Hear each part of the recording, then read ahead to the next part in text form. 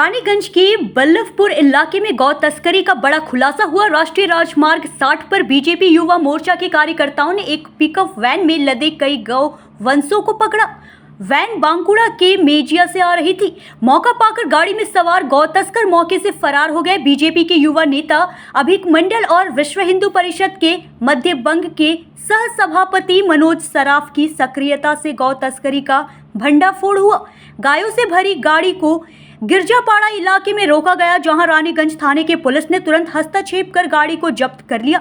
पकड़ी गई सभी गायों को सुरक्षित रूप से रानीगंज गौशाला में रखा गया है। स्थानीय लोगों में इस घटना को लेकर चर्चा का माहौल है। वहीं पुलिस अब फरार आरोपियों की तलाश में जुट गई है। गायों की तस्करी को लेकर सुरक्षा एजेंसियों की चौकसी और कड़ी कार्रवाई किए जाने की मांग भी उठ रही है। देखुन पश्चिमबंगे एखोनो किभाबे सक्रिय गरु पाचार। छोटो हाथी गाड़ीर मध्य किरकम भावे गरु पाचार करा हच्छे। कोनो बौद्ध कागजपत्र एखोनो पर्यन्त एरा देखाते पारेनि गरुर। देखुन किरकम भावे लुकिয়ে गरुगुलोके निয়ে যাওয়া হয়। देखते पाচ্ছেন कत कष्टेर मध्य কি অবস্থা। দেখুন গরুগুলোকে। দাদা কোথায় নিয়ে যাওয়া হবে? হ্যাঁ কিসের জন্য? জবাই করার জন্য নাকি? হ্যাঁ ব্যবসার জন্য। কাগজ আছে কিছু ব্যবসার? দেখো কি সব কাগজ? এটা জবাইয়ের গরু। হাট থেকে তোমরা গরু কিনে আনছো, জবাইয়ের গরু। ব্যবসার গরু এরকম ভাবে নিয়ে যায়?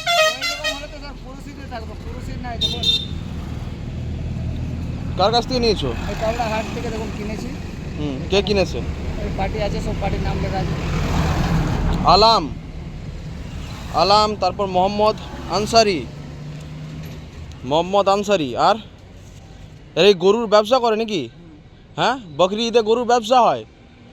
আমরা বোকাচোদা আছি? গরুর ব্যবসা না কি আছে সত্যি বলো। সব স্যার হয়ে যাচ্ছে ওইদিকে। কিসের জন্য? জবাই করার জন্য তো? জবাই করা সব বাস্তব কথা, সত্যি কথা বলো। ছোট ছোট বাচ্চা কি জবাই হবে? কিসের জন্য? কিসের জন্য? পোষার জন্য যাচ্ছে। এইদিকে পোষার জন্য না কিসের জন্য? এরকম করে গরুগুলোকে নিয়ে যাওয়া হচ্ছে। কি অবস্থা দেখুন। ভুল কি? তুমি এই গরুগুলো নিয়ে যাচ্ছ, আমার কাগজ দেখাও পুরোপুরি ভাবে। দেখুন কিছুক্ষণ আগে আমরা খবর পাই, জাস্ট 11:30-12টা করে, যে আমাদের সাহেবগঞ্জ মোড় হয়ে পথে কিছু গরুকে নিয়ে যাওয়া হচ্ছিলো গির্জাপাড়ার ওখানে। ঠিক আছে, যে গরুগুলোর কোনো গাড়ির বৈধ কাগজপত্র ছিল না এবং গরুগুলো পাচার করারও কোনো লাইভ স্টক কাগজপত্র নেই, গাড়ির কোনো বৈধ কাগজপত্র নেই। আমার কাছে খবর আসে, আমি তৎক্ষণাৎ সেখানে পৌঁছে গরুগুলোকে যখন আমি দেখি যে গরুগুলোকে মুখ হাত বেঁধে একটা গাড়ির মধ্যে, ছোটাহাতি গাড়ির মধ্যে 10খানা গরু নিয়ে যাচ্ছে, তাদেরকে যখন জিজ্ঞেস করি যে গরুগুলো কী কাজের জন্য নিয়ে যাওয়া হবে, তখন তারা বলে ব্যবসার কাজে। তো এই বাচ্চা গরুগুলো ব্যবসার কাজে। লাস্টে যখন আমরা তাকে বলতে থাকি যে কী জন্য নিয়ে যাওয়া হচ্ছে, তো তখন তারা উত্তর দেয় যে কুরবানির জন্য এই গরুগুলোকে নিয়ে যাওয়া হচ্ছে।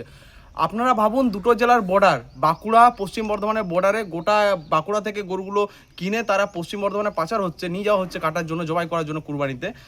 কোনো পুলিশ প্রশাসনের চোখে পড়েনি, কেউ দেখতে পায়নি। আজকে ভাবুন তো সাধারণ মানুষের জীবন কতটা ভয়ঙ্কর রূপে আছে। যদি এগুলো আগ্নেয়াস্ত্র হতো, যদি আমাদের রানীগঞ্জ এলাকা বা আসানসোল এলাকার মধ্যে ঢুকতো এই রাস্তা দিয়ে, তো পুলিশ প্রশাসনের ঘুম ভাঙতো না। গাড়িটার কোনো বৈধ কাগজপত্র নেই। আপনি দেখুন, বাইকে যদি হেলমেট না পরে 1000 টাকা ফাইন, কিন্তু গাড়িতে কোনো কাগজপত্র না থাকার পরও পুলিশ প্রশাসনের কাছে একটাই প্রশ্ন করবো, কী করে এই গাড়ির মধ্যে গরু পাচার হচ্ছে? পুলিশের চোখে পড়ছে না?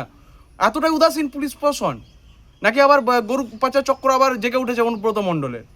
জানি না, উত্তর পুলিশই দিতে পারবে। আমরা গাড়িগুলোকে আটকে রাখি কিছুক্ষণ এবং পরে পুলিশ প্রশাসন আসে এবং পুলিশের হাতে গরুগুলো তুলে দিই। আমরা আবেদন করি যদি আপনারা গরুগুলোকে রাখতে পারবেন তো ভালো, নাহলে আমরা গোশালায় দেওয়ার ব্যবস্থা করি। তো পুলিশ প্রশাসন জানাই যে আমরা গোশালায় দেবো এবং গাড়ির ড্রাইভার সমেত গাড়ির মালিক যেখান থেকে গরুগুলো কিনেছে প্রত্যেকের নামে কেস দিতে হবে। লাইভ স্টক কাগজ নেই গাড়ির, গাড়িটার কোনো রকম কোনো পেপারস বা কোনো কিছুই নেই গাড়িটার।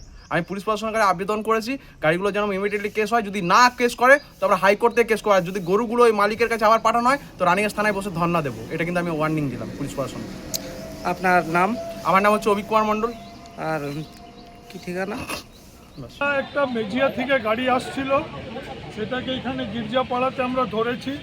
একটা ছোট্ট গাড়ি, তার মধ্যে 9খানা ছোট ছোট গরু লোড রয়েছে।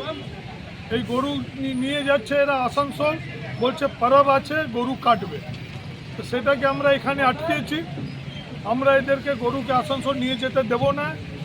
গরু হত্যা করতে আমরা দেব না। তাতে যা হবে হবে, আমরা গরু হত্যা করতে দেব না।